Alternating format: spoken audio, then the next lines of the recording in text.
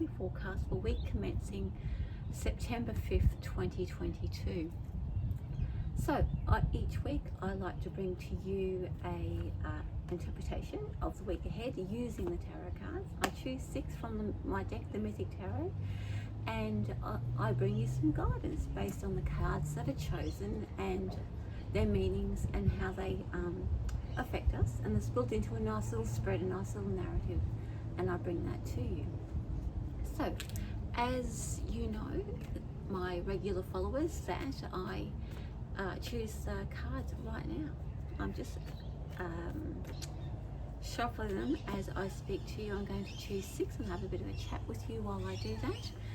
I am off the road for, well, not in the outback anymore anyway, for the next 4 months or so, but I will be still moving back and forth between the Gold Coast, Sunshine Coast and Brisbane. If you are in the area, please let me know, reach out. I'd love to do a catch-up. If anyone would like to do a catch-up, I am available. If anyone wants an in-person reading, I am available as well while I am stationary, so let me know. Anyway, I just check I've got the 6 cards. 1, 2, 3, 4, 5, 6. Yeah. Okay, so here we go. Okay, so the first card is the card of the self, and the card that's been chosen for the self is the High Priestess. I think we might have finished on her last week as a spiritual journey. The High Priestess speaks to us of intuition, of understanding our own intuitive nature, and it calls on us to go within. So there'll be a lot of inner work to be done today. There is, this week I should say, not today, there is a call to go within. And because it's in the self area, that means that we know this. We all recognize that there's lots of time maybe alone, or lots of introspection, and sometimes, and this sometimes happens to me, I sometimes even get a little bit of pain or something that just stops me, and it requires me to do some inward looking. However, because she's sitting there, and the High Priestess is sitting in there at space, our intuition will be on high volume. So guys, everybody, remember that what you get is probably what's going on. So trust the intuition. Your intuition will be extremely high. The way I'm interpreting it at the moment is that there'll be a lot of inward strengthening of our intuition as well. So expect a little bit of I suppose downtime, but inward thinking about things. So, and it's necessary, a little bit of quiet time in the mind. So the next card we're looking at is the card of the soul. So how is the soul directing us, or how is spirit directing us at this time? We have this card here. So remember, I mentioned to you about a lot of inward and quiet time. There'll be a lot of contemplation time at the moment, and this often does represent sometimes, as I mentioned, pain and colds and things like that. And so, you know, don't stress out if you're feeling a bit low, if your energy feels a little bit low.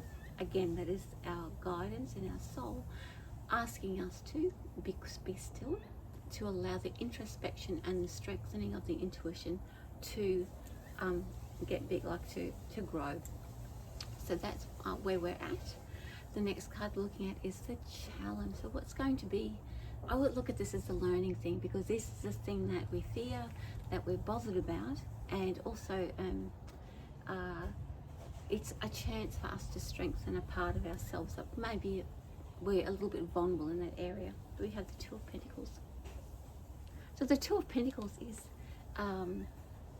represents here, this is what I do, this is who I am, and there will be a challenge to the perception of who we are.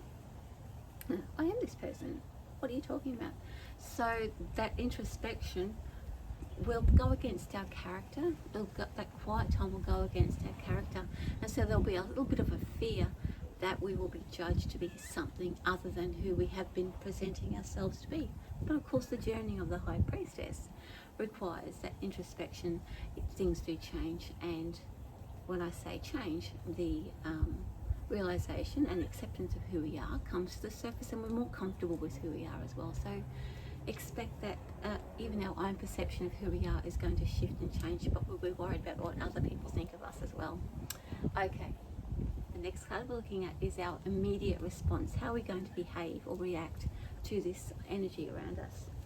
Oh, Seven of Pentacles.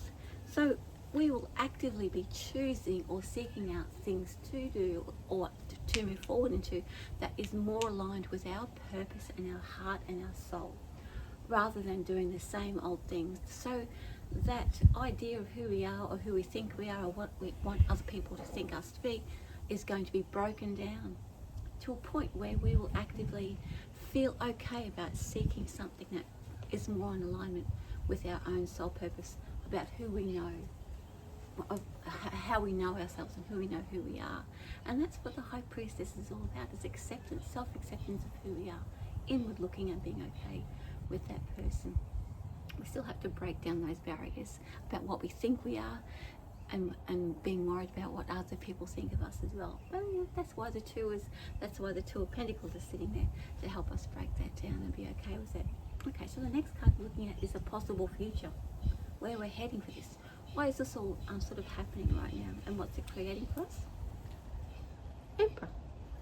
So we are heading towards a more structured and stable life.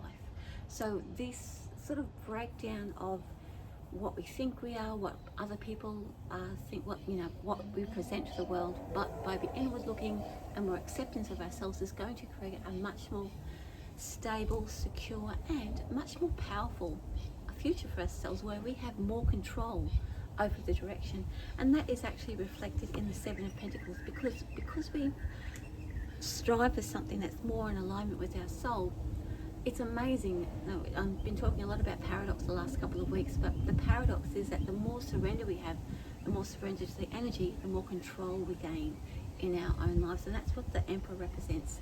We gain control in a way that is going to be much more effective than trying to manipulate things for our own ends. We go with what's best for us, rather than thinking, we know what's best. We understand on a soul level. So what does that mean for us on a soul level? What does that mean for us spiritually?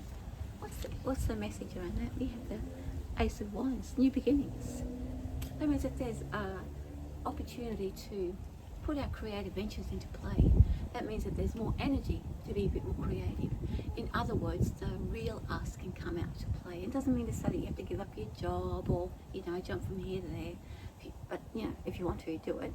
However, the energy of getting to know ourselves and following those steps, following the flow of what that all means, learning about breaking down those ideas of who we are, allows room for more creative flow, so that it's more in alignment with ourselves, who we are, and who we are as spiritual people, if you like, or that light energy that we are.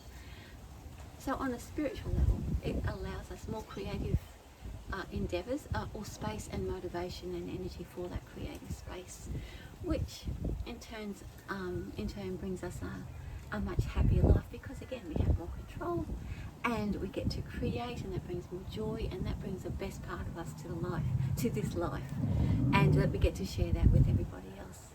Okay, well, you can tell I'm back in the suburbs because I've got all the motor noises around me. I'm not in the outback anymore. So anyway, that's the weekly forecast for week commencing September 5th, 2022. My name's Vicki. I'm the Conscious Mystic. Thank you for joining me. Have a great week, and I'll see you next time. Much love from me. Bye. See you guys next week with love from me. Mwah.